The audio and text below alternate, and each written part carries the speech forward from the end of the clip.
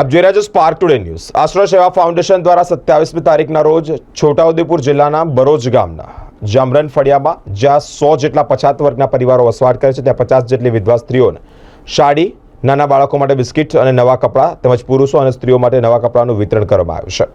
આશ્રય સેવા ફાઉન્ડેશનના પ્રમુખ શ્રી નીતિનભાઈ ચૌહાણ, પરાગભાઈ, મિતેશભાઈ ચૌહાણ, રતિલાલભાઈ તેમજ સમગ્ર ટીમ હાજર હતી। ભગીરથ કાર્ય પૂર્ણ કરવા માટે સહકાર આપવા બદલ તમામ દાતાશ્રીઓ આશ્રય સેવા ફાઉન્ડેશનનો ખૂબ ખૂબ આભાર પણ વ્યક્ત કરવામાં આવ્યો છે।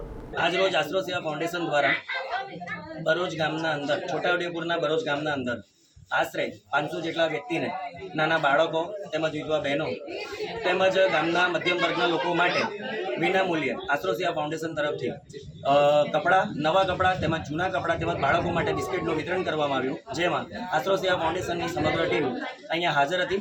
એ બદલ તેમનો બી ખૂબ ખૂબ આભાર વ્યક્ત કરું છું। તેમજ ગામના સરપંચ પણ અહીંયા હાજર હતા, એમનો પણ આશ્રય સેવા ફાઉન્ડેશનની ટીમ એમનો આભાર વ્યક્ત કરે છે। આજે તારીખ 27/4/2025ના રોજ છોટાઉદેપુર જિલ્લાના જામરણ ફળિયામાં અમે લગભગ 500 થી 600 જેટલા જરૂરિયાતમંદ વ્યક્તિઓને કપડાં અને બિસ્કિટનું વિતરણ કર્યું છે, જેમાં ઘણા બધા બાળકો પણ સામેલ હતા।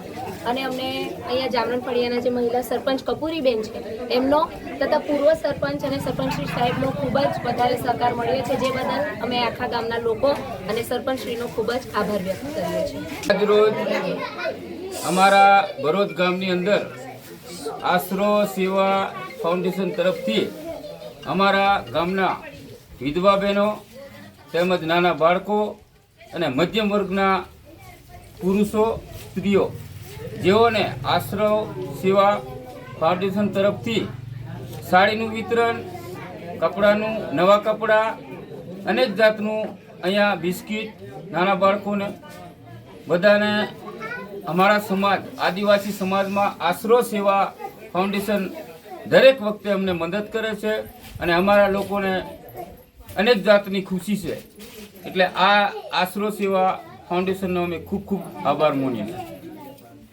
શું નામ તમારું? મારું નામ જંગુભાઈ કમલાભાઈ રાઠવા ને અહીંયાના સરપંચ કપૂરીબેન ઝેંદાભાઈ અને એમના પતિ ઝેંદાભાઈ ગમજીભાઈ રાઠવા।